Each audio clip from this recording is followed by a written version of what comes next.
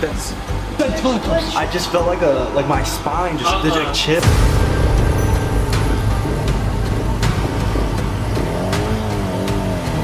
We're in an abandoned house because... Okay, run back to, just run over here. Back to where, oh, dang it. Dude.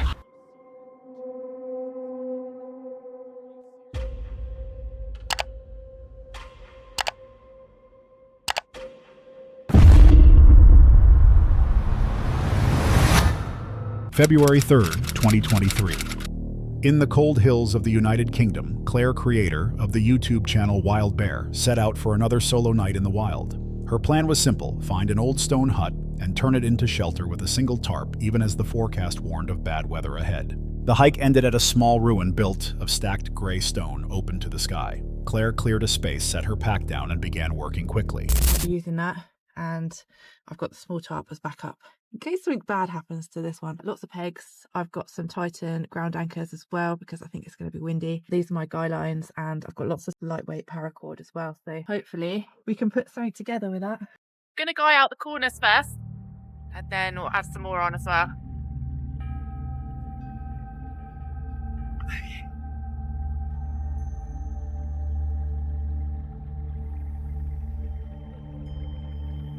It's starting to rain and I haven't got it up yet, and it's a bit of a nightmare actually because it keeps trying to take off like a parachute, and I've already ripped my tarp because I was using rocks to try and hold it down while I pegged it in, and it's ripped it, so bear with me. Got a very precarious 4 corner pegs in. Let's put more in, get it tied down better.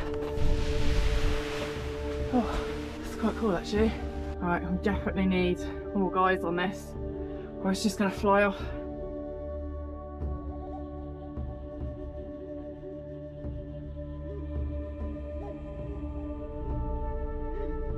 Oh dear, it's up. That was hard work, really hard work. I've ripped my tarp in 2 places. The guy lines were a nightmare to put into the ground because it's all rock, just can't get the pegs in, so they're basically being held down by big rocks, and there was no point bringing these because there's no ground for them to go into. But I think it's pretty sturdy. It seems to be holding up nice at the moment, and it's a lovely little nook inside. So of course you can't weigh the top down with rocks to hold the tarp down because wind catches it, the rocks could land on your head and kill you. So don't do that, use guy line. Here I am in my amazing little nook. Now that it's up, I really love it, but I've wrecked my tarp. I've absolutely battered it, and that is no fault of the tarp at all. It's because I've been dragging it against really sharp rocks. So if it holds up during the night without sort of tearing all across the middle, that will be amazing. So I think I'm going to get my stuff set out now. It is about 3:15, so I guess it will be dark in about 45 minutes. I am all set up for the night. Let me show you around. So my sleep system is all set up. I've got my sit mat, my ground tarp, that's a DD Magic carpet. It's my clothes, electronics, filming stuff. Got my food here, cook set, water. This is unfiltered water in the bottles, and I've got my Life Straw filter bottle, so when I want to drink, just fill that up with water.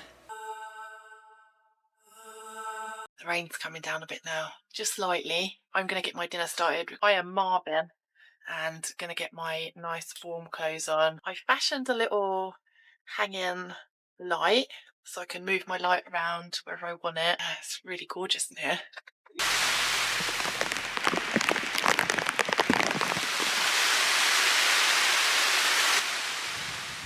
That dinner was amazing, so good. So it's about 6 o'clock I think, and sunrise is at 8:30 tomorrow morning, so I've got a lot of dark now, which is fine by me. I've not had much sleep this week, so I'm really looking forward to just getting in my little sleep system, being all cozy, just listening to the rain, sleeping as much as I want and having no alarm.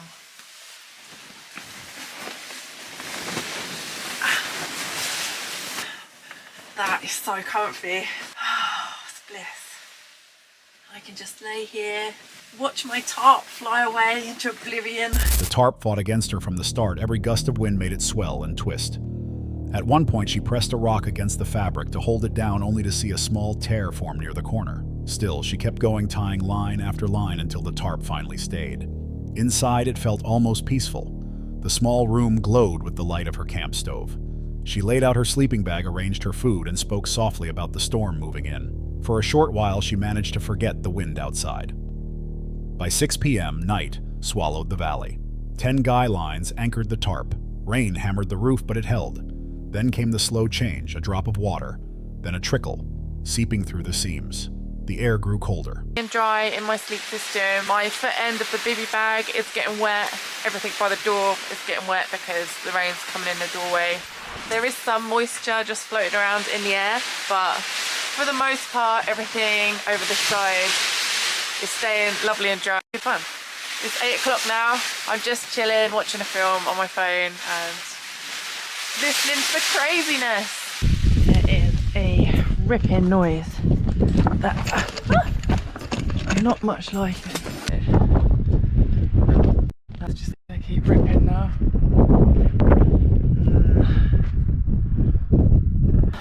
I don't think this is gonna hold out till morning. Oh dear. That's not good. It's gonna be an interesting night.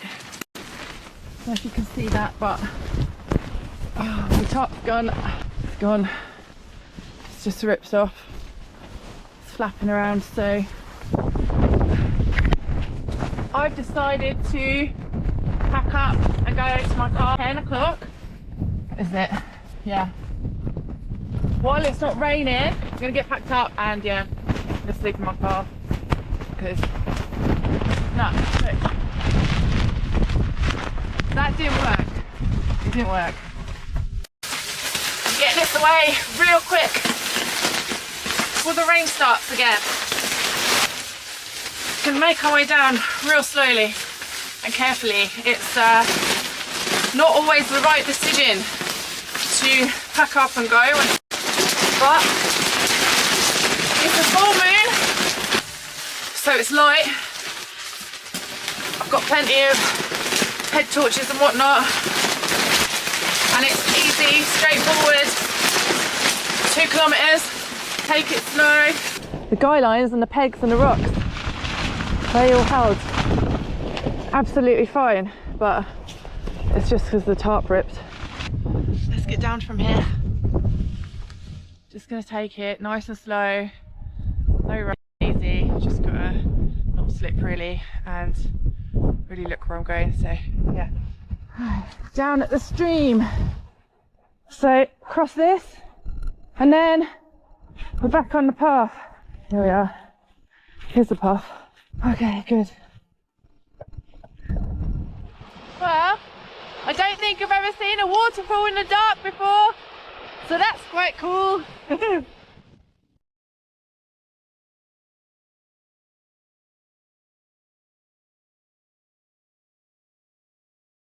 Around 8 p.m., she recorded the sound, a deep, tearing rip somewhere above her head. The tarp had given way. The next moments blurred flapping fabric rain rushing and everything soaked. By 10 o'clock, Claire made her decision. She gathered what she could, stepped out into the storm, and began the long walk back down the mountain alone. At sunrise, she returned. The tarp was torn to ribbons, sliced open by the sharp edges of the old hut. It wasn't the wind, she explained, it was the stone itself that failed her shelter. Many called it a smart decision to leave. But as she looked back at the silent ruins, some couldn't help but wonder what else might have been waiting out there once the storm had passed. Hold on a sec. If you're enjoying this so far, make sure to hit that subscribe button. Let's continue.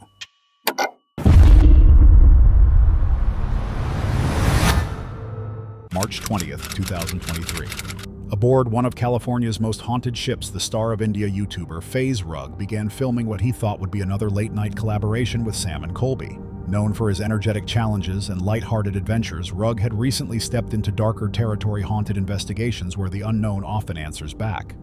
But this time, the ship had its own story to tell. It started like every other ghost hunt, quiet introductions, a tour through the narrow halls of the ship, and stories about the souls said to remain on board. This is the saloon area. It's one of the most haunted areas on the ship, as far as you want to say a spirit has a home base. It's the first mate's cabin, which is this right here. Oh, great. Starting off real bad. Nice. Tiny. Yeah. A British Army captain named McBarnett. So he got promoted, and I'm doing that air quotes thing, to a posting in New Zealand. Basically, he screwed up real bad, and we're trying to get rid of him without fighting hiring him. He did not want to was an alcoholic. After he had managed to consume about half of the scotch on the ship, the captain cut him off. We've just taken his only medication away from him. He his own throat right in this room. In this room. In that room. The ship's surgeon stitched him up. He actually ended up being put on watch. And he actually took off all the bandages and stitching. I don't know if I'm just like tripping, but I think I saw like a little like shadow over there. I don't know. Maybe I'm just seeing things because now I'm scared. Please say that was creepy. Another way that he'll show his presence, you'll get this.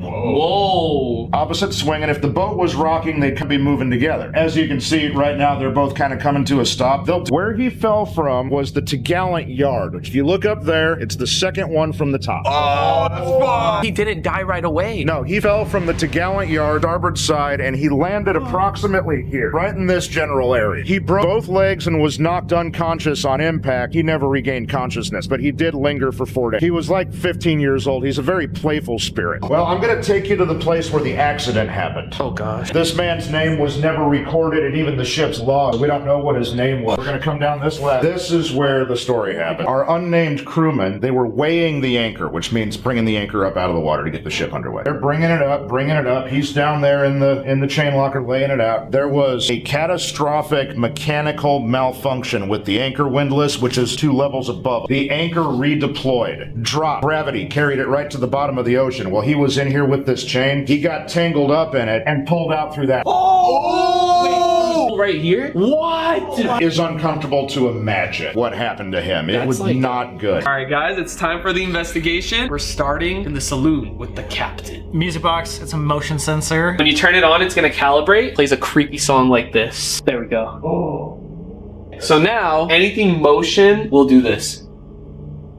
So it's not supposed to go off. Wait, did you turn around really quick? No, I'm not even kidding, bro. Do you see that? 2 is this one and then that one. Look at this. Giant scratch all the way down. I didn't feel any. Has anyone been scratched before? Because I've been scratched on my back. Do you feel it in the moment? I don't think I've ever felt it actually happen. I've never felt it, but either some people will point it out or I'll notice it when I get home. Guys, this is the REM pod. If you get close to it, it makes noise. So I was thinking we put it in the room where somebody bled out right there. Maybe we just do it on the bed because you would think if he died here, he'd probably die He bled out on the bed, yeah. Just like this, guys, if you go into the field, it makes noise. As simple as that. So if we're on the table and we hear something, it's that. It could not be us at all. Yeah, next one. This is an obelisk. It basically reads. Oh, did you hear dude, that? Look, already, bro. Hold on. We're this far away. Is there someone in there? Oh, it answered. Hold on. Can you make that light go off a little more? It just go, oh my god! Oh! Dude, Thank right you. off the bat, we're gonna be getting a lot. If you want to come up to this device, we'll be able to actually hear your voice. This is the captain. Can you describe yourself? Book. That what you did in your free time? Did you like to read books? Chain! The chain where the fisherman died, right? Yeah, wait, is what that called the chain locker? The chain locker. What if it's trying to get us to go there? Not yet. Maybe. Not yet. Not yet. Captain, the fisherman, or another spirit. Or John Campbell. Like in our sight? Maybe. The shadow figure? Freeze. If it said sight, that's like a yes, like a confirmation. All we can see is like where the captain would be. It said freeze and then sight. If it's just one spirit, can you go up to that red light and tap the antenna? Oh my god, there we go. Okay, so it was just one spirit. You know what an interesting we could do to trigger the captain? You know those lights? Oh yeah. We could do that on purpose to attract. They learned about Captain Barnett, who ended his own life in the saloon. About John Campbell, the 15-year-old who fell from the mast. About the nameless fisherman crushed by the anchor chain. Each room carried its own echo of tragedy. In the captain's quarters, the team set up motion sensors and electromagnetic detectors. The moment the devices went live, something strange happened. 3 long red scratches appeared on Rugg's neck, deep enough to see sudden enough that he hadn't even felt them. Sam and Colby froze, staring in disbelief. The Ovilus device, meant to translate spirit words, spoke a single one chain, then another rope. Both words matched the story of the fisherman, the man who died tangled beneath the deck. Following those clues, they descended into the ship's chain locker. So guys, just for context, this right here is this chain locker where the fisherman died. So if you were to come up and talk to us in a different area, you'd pass the REM pod. I'm gonna set it right here at the bottom of the stairs. It's gonna calibrate, like right there. Anytime someone would be coming up, it would cap. Is the fisherman here with us? We were led here, so we were wondering if you followed us. You just walk all the way up or down the stairs, we'll know that you're here. Oh! Dude, Dude, That's a right? yes. Wait, he might be coming up the stairs right now. If this goes up. Let me just make sure.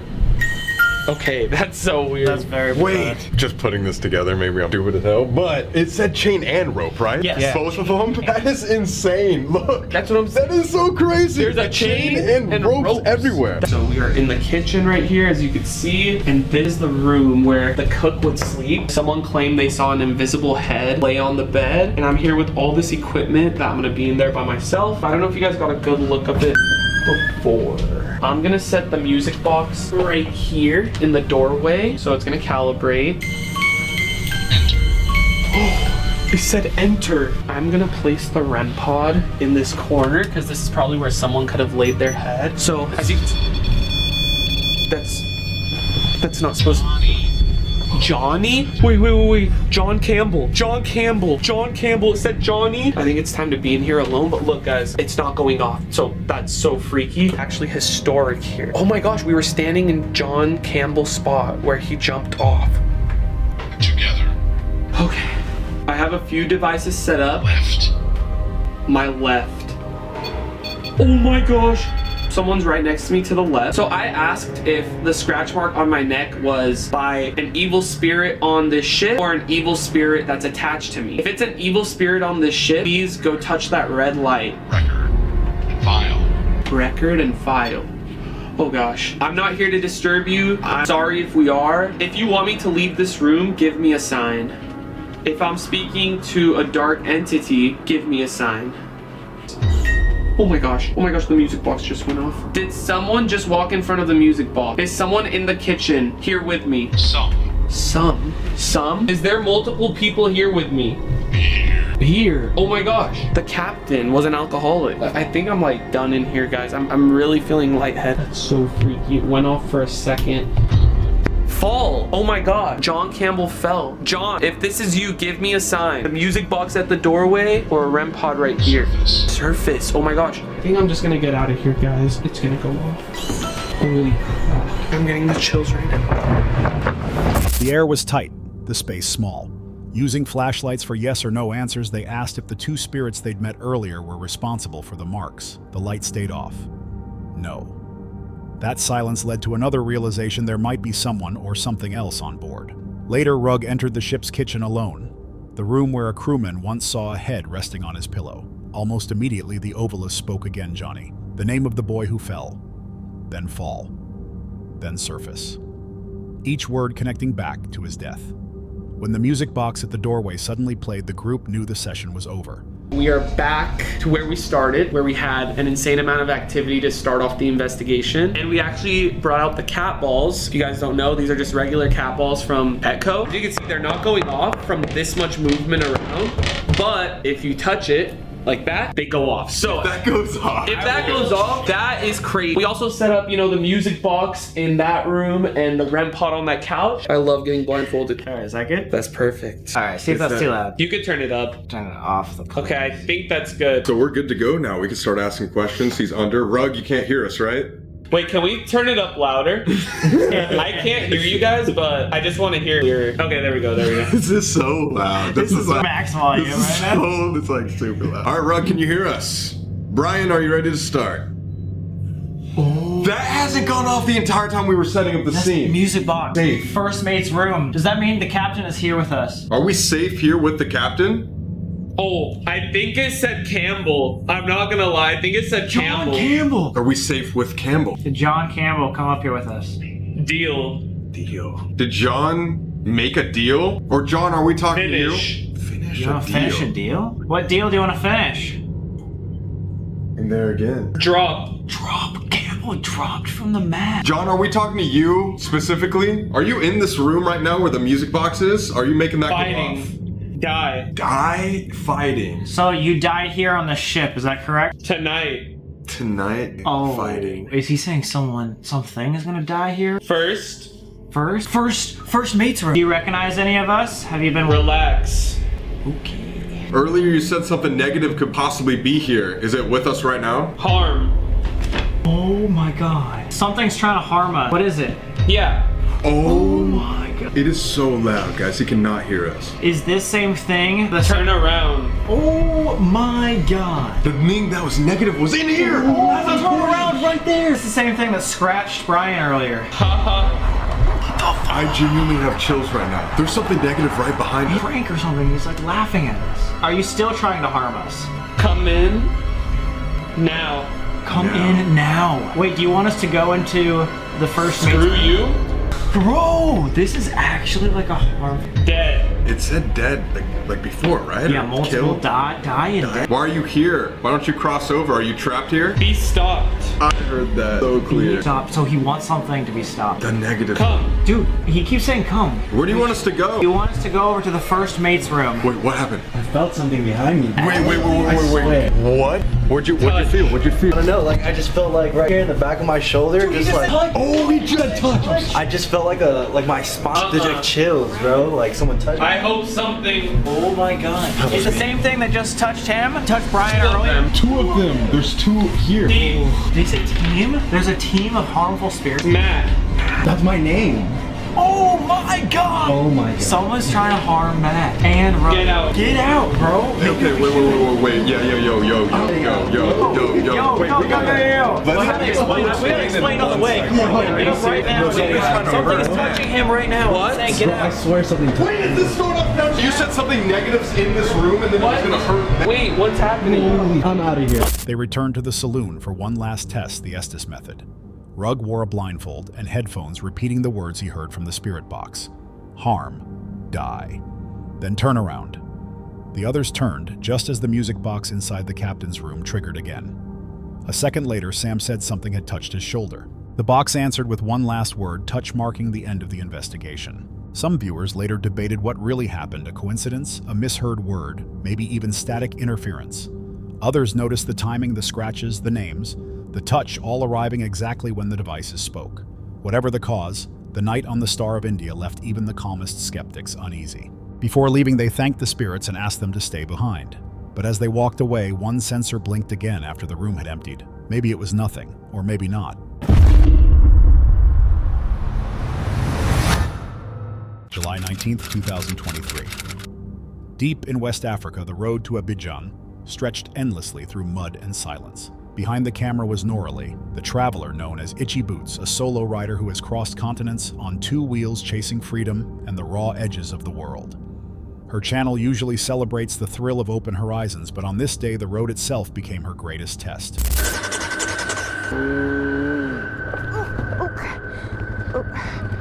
Let me hit. Heavy bike. You're gonna ride? Oh.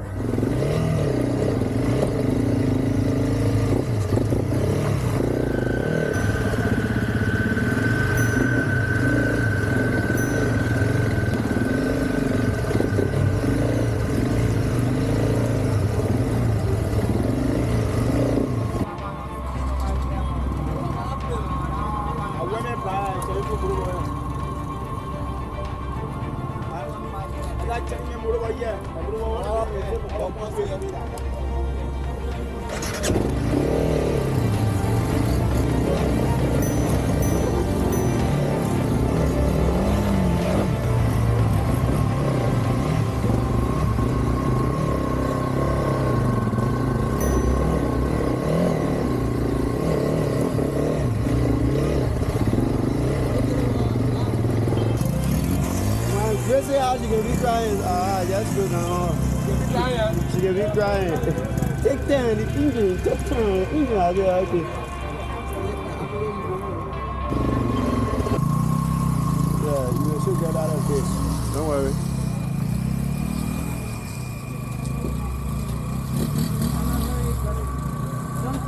Yeah. No, I'm not racing.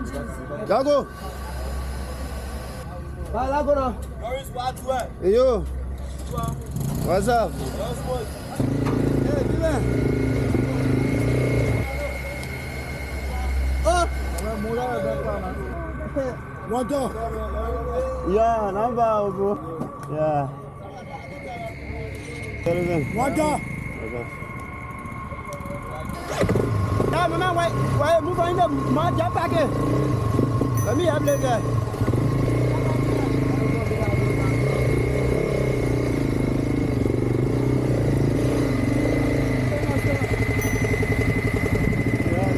small difficulties.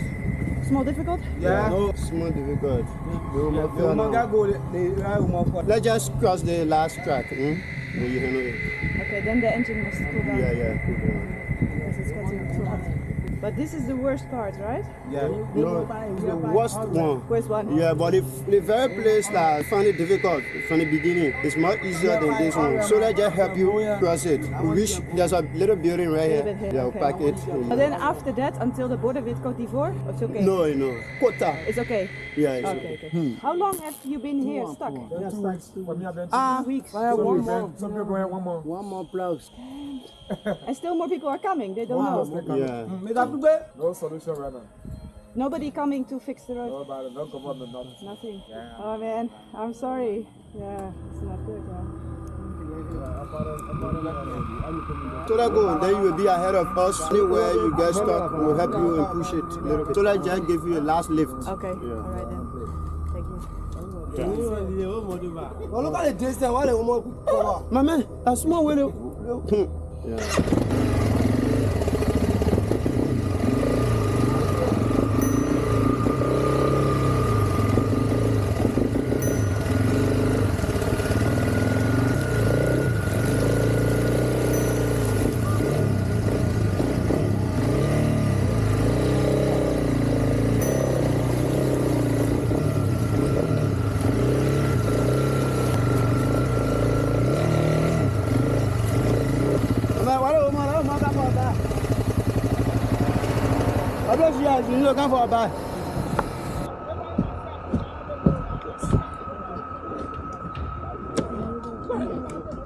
The highway to Abidjan looked more like a river of mud than a road. Trucks and buses stood motionless, their wheels swallowed by sludge. Noralie guided her motorcycle Alaska carefully through the chaos, but every few meters the tires sank again, spinning in place.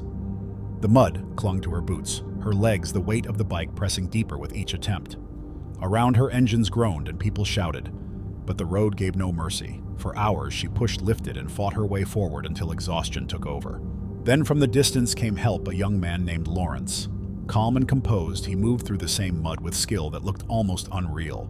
Without hesitation, he helped Noralie, pushing and steering Alaska through the mire as if he had done it 100 times before. Together, they battled through the thickest part of the swamp inch by inch until solid ground finally appeared beneath the tires. It was victory brief, fragile, and hard-earned. But as the tension faded, another problem emerged. The bike no longer sounded right.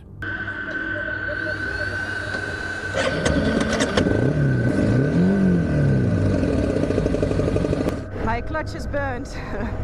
He burned my clutch. Honestly, I don't blame him. Some people were stuck there for 2 weeks, others already for a month. Can you believe that? All those people stuck there for a month.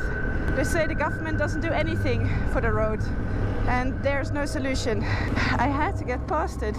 So now my clutch is burnt, my clutch plates are burnt. I don't carry them spare with me.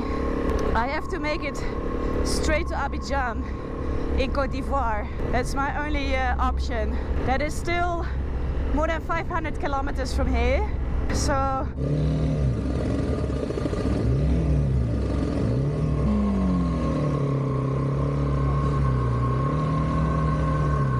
I'll do it. Maybe better this side or not? Because my tires are a bit bigger.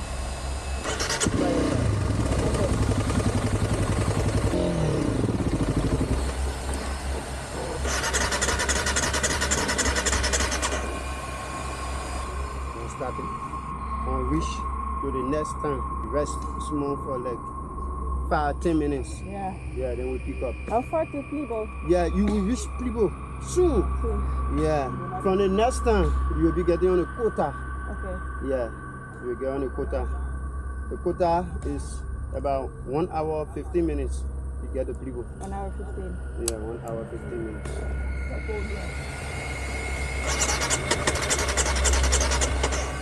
Anyway, I could finally stop to change the battery of my helmet camera because Lawrence, so that's the guy who saved Alaska through the mud, he dropped off his passenger here. So we stopped for a second, so I could finally change the battery because my helmet camera died a long time ago. It was really bad. I mean, after that really bad spot where people have been stuck for a month, There were a few more places where trucks were stuck. And then you get like these fuel trucks carrying 6,000 liters of fuel, and still more vehicles just pile up there. Maybe I should eat something here. I am so hungry. And I'm missing, there's supposed to be room to make a mud guard. Yeah. There's a flat here? Yeah. Good. Come on, catch gear. Come on. So how was it called again, this food? Pambata. Pambata. Pambata with meat. With meat? Chicken? Yes. No. No. Cow? Goat? Yes, black meat from the bush. It's not shifting. I just managed to get into like 4th gear and then they stopped me. Now I can't shift gear anymore. Yeah, this is not good. I'm going 20 and supposedly in 6th gear.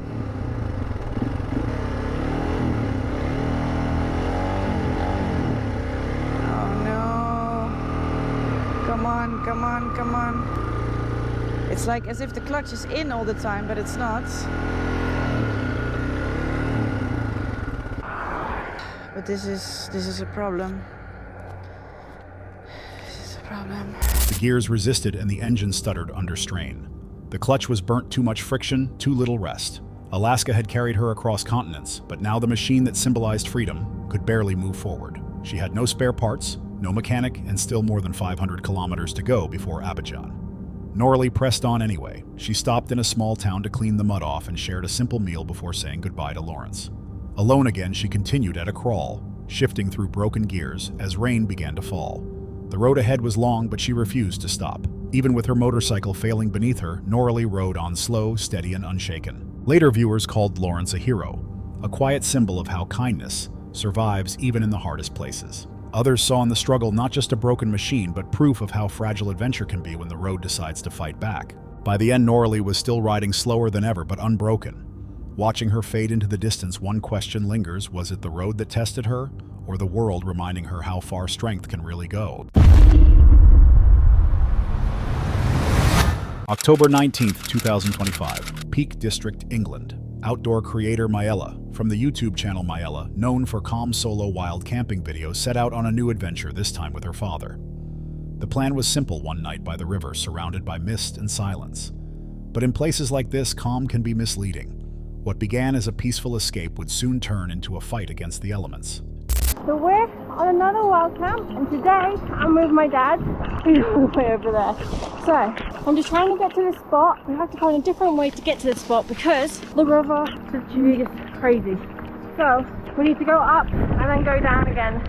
So it should be interesting.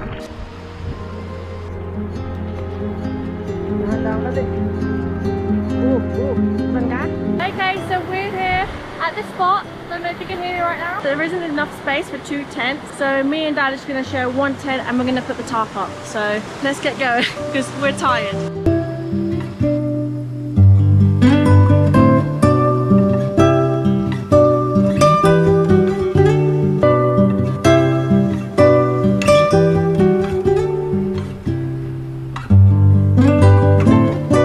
The video opens with Mayella and her father moving through drenched terrain, the sound of rushing water growing louder as the camera turns toward a swollen river. She notes how powerful the current has become, forcing them to climb higher, before finding another path down.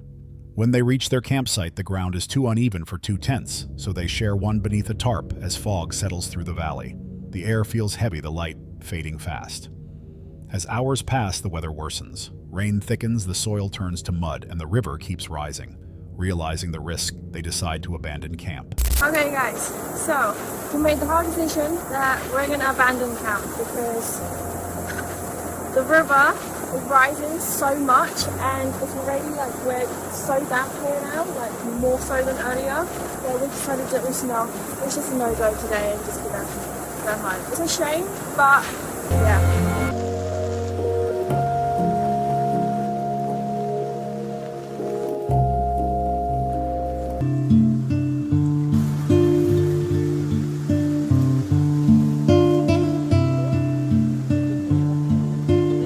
footage shows them working quickly, packing wet gear under a dim sky. By the time they reach their car, both are exhausted but safe. Inside, her father reminds her that safety must come first. Later, they reveal a massive tree had fallen near their campsite, proof that leaving was the right choice. Back in the car, Maela shows the cuts and bruises from the rough terrain. The trip, she admits, wasn't a success, but that's why she shared it. Because in the wild, not every story ends with a view. Sometimes survival itself is the only reward. It's a shame that we had to abandon, but at the same time, it's understandable why we needed to. We really tried to push it as much as we can. We even put the top up, but it just wasn't happening. And I've got tons of cuts because I fell over so many times. To be honest with you, it's really nice here, but I don't think I'll come here when it's raining again. Viewers praised their decision to leave, while others warned of the mistake to camp so close to the water.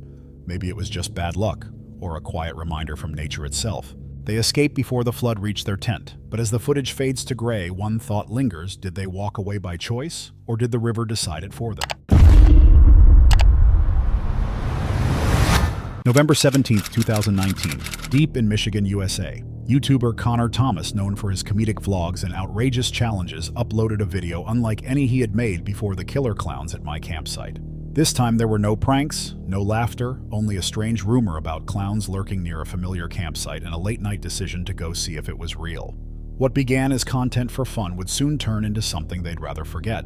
The video opens with Connor showing the photo to Dayton, a lone figure in full clown costume captured deep inside the forest they used to visit. All right, look at that. Okay, screw off. A clown, Okay. a guy Bro, in a clown who acts like that when I show him a picture? Screw you. Because you drove all the way to my house, act like there was a big deal, and you tell me to sit down and there's someone in a clown costume. Okay, what year do you think that photo was taken? I don't know. All right, remember in 2016 when like the clowns were super popular, the killer clowns or whatever, and they were on the news and people made fake videos and people were like, killer clown sightings and blah blah blah. Yeah. So you know how 2 weekends ago also I went on that Halloween camp out where like we couldn't film that weekend because I had to go with my family to that? Well, that forest in that picture is in the campsite that I go to. And that was about 3 weeks ago when that photo was taken. And we went like 2 weekends ago to a Halloween themed camp out. The image taken 3 weeks earlier was enough to convince them to investigate. They drive an hour out of town, the road's empty headlights cutting through the dark. When they arrive, the place looks quiet, almost too still. They leave the car and start walking through the woods, camera in hand. Connor carries a tripod, not just for filming, but for protection, just in case. Their voices are calm, but underneath there's tension, the kind that comes before something breaks. As they move deeper, an unexpected noise interrupts them. What? It sounded like a rattlesnake. I think it was, because that was a mouse, bro. A rattlesnake? I think it was a rattlesnake, like a Michigan rattlesnake. And then did you hear that like squeak? Yeah, I did. It was like a rattlesnake. Okay, well then let's not go that way. Bro. No, actually, I don't want. It's kind of cool though to hear that. I guess. Sure or not. I don't even like want to. Sharp metallic, like something rattling nearby. They stop, listen, and mention it might be a Michigan rattlesnake. The trail narrows, branches crowd in, and a small shed appears in the distance. Neither of them wants to get closer, but curiosity wins again. Dude, stay in. Yo, it looks like there's something moving over there. There is something in there. Bro, I don't want to do this shit. Dude, are you serious? Bro. Wait. Yo, I see afros. Dude, I don't think they see us yet. I don't think they see us yet. Okay. They're getting closer, bro. Are you bridge? Okay. Did you act? Yo, I saw like. Did you get them on the camera? Because I don't want people thinking they were live. Yeah. No, they're not even there anymore. What the? Dude, okay, here, hold this. Hold this really quick, dude. Oh, they're still in there. They're getting closer. Hold this. Okay, just run over here. Back to where, dang it. Dude, get up. Go, this way.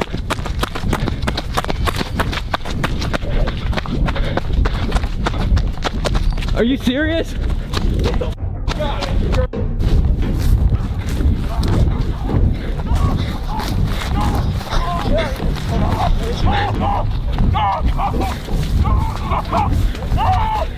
Bro, it's completely. Are you serious? Hey. Bro, Dave, what the Okay, go back. Go back. Can you film? I'm freaking out.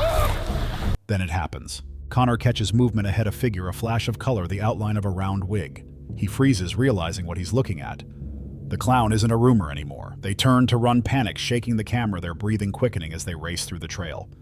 The clowns don't chase, they just walk slow and deliberate, following with unnerving calm. By the time they reach the car, the silence is deafening. Back home, Connor admits the trip was reckless, unsafe even, and warns others not to repeat it. The footage, however, speaks for itself, shaky, frantic, but real. When the video was finally uploaded, it spread fast, clips of the chase appearing on TikTok within days. Viewers argued whether it was staged or genuine, but no one could deny how real the fear sounded. Connor never went back. The video remains online, 13 minutes of shaky footage and unanswered questions. Maybe it was just a prank, or maybe somewhere in those woods the clowns are still waiting for whoever comes next with a camera. October 9th, 2025. Somewhere deep in the mountains of Slovenia, a place few people ever reach. The YouTube creator, Josh the intern, known for turning strange coordinates from Google Earth into real expeditions, set out on another search. His videos often begin with curiosity, a marker on a map, a shape that shouldn't exist, and end with something far more mysterious. This time it was 3 hidden structures carved into a mountainside with no path leading in, and no record that they were ever there. The journey began quietly. I first had to drive deep into the most remote area of this country, ending at this lonely cabin I booked for the night. So I've just been running through the trail for tomorrow. Gonna be about 9 hours, and once we enter the mountain range, all bets are off. I'm not even sure if it's possible, actually. In fact, my route planner is telling me include segments that may be dangerous, specialist equipment, and prior experience is required. The only specialist equipment I got is my feet. See you tomorrow to start the adventure. Josh stood over a map inside a small cabin, tracing a 9-hour route into the wilderness. He had found 3 structures on satellite view, too symmetrical to be natural, too remote to have a purpose. The only way to know was to climb. Hours later, he was deep among the trees. A faint trail led him toward the base of the mountain when he stumbled across a tunnel carved into stone. It wasn't deep, but the drilled holes along its walls showed someone had once started blasting into the rock, then stopped. Further up, the forest opened to a sprawling complex of ruins. Crumbling walls, rusted frames, a well. Pieces of metal scattered across the ground, half buried in moss. He realized he had left the known path completely. This place wasn't on any map. Beyond the ruins lay more signs of conflict: coiled barbed wire, broken posts, fragments of machines stamped with numbers and faint lettering. Whatever this mountain had been, it was no ordinary village. Deeper still, a hidden entrance led into a bunker. Inside were rooms lined with concrete and faint markings on the wall: 1951 Deposito, Viveri, Comandante. And as I continued my steep climb up the final mountain, the clouds briefly lifted just long enough for me to spot what looked like another bunker entrance on the side of a nearby peak. So of course I had to take the detour to go check it out. Oh, look at this symbol on the wall. That is a little weird. I haven't seen any graffiti in this tunnel other than that. If you guys know in the comments what that is, let me know. I'd been hiking for hours, and my legs were really starting to feel it. You almost got me, mountain. But this mountain did not care. It only grew steeper and more unforgiving the higher I climbed. The trek was brutal, but I had no idea that the most dangerous part was still waiting for me up ahead. Oh my goodness. We have hit the ridge of the mountain range, and although it's cloudy, you could still sort of see just how rugged and wild this part of the mountain is. But here on out, it is going to become rock climbing, basically. It was an almost vertical rock cliff. I certainly do not want to slip either. It's a long way down. But being now so close to the structures I found on Google Earth, I pushed on. One wrong move here and I'm in a bad place. Oh, we're almost there. It was steep, but it was at least short. That's a great leg workout. I think I found it. I think I found them. Look at this. Oh my goodness, these are huge buildings out here. Like camouflaged on purpose. Look, it's fully tucked in on the sides. Let's get down to it. Go explore them. Then the sound of his own breath echoed back sharper than before. A second tunnel appeared nearby, darker and colder. A half-melted candle sat on the floor, and on the wall, a strange symbol painted in fading color. The higher he climbed, the worse the fog became. Loose stone crumbled beneath his boots. One misstep nearly sent him sliding off the ridge. But when he reached the summit, the shapes from the map were finally there. Massive concrete shells built into the mountain itself, hidden, deliberate and silent. Inside one, he found a narrow hatch and a reinforced room beneath it. Small, windowless, and heavily sealed, as if meant to protect something or someone. Back at the cabin, he pieced the clues together. The Italian words, the tunnels, the ruins far below. They matched an old military network built after World War I, a border defense known as the Alpine Wall. But the structures at the summit didn't fit that design. They were newer, different. Comments later revealed the ruins below were part of Italy's old Alpine defenses, the Cesare Battisti barracks built during World War I, but the sealed structures on the summit didn't match. Some viewers said they were Cold War communication posts. Others pointed out the candle, the symbol, and the strange audio distortion as signs the place might not be empty after all. If these were only relics of war, why hide them so well? And who or what left that mark inside the mountain? That's all for tonight's video. Which encounter gave you chills? Let us know in the comments below. Got your own experience? We want to hear it. And whatever you do, don't miss what's coming next.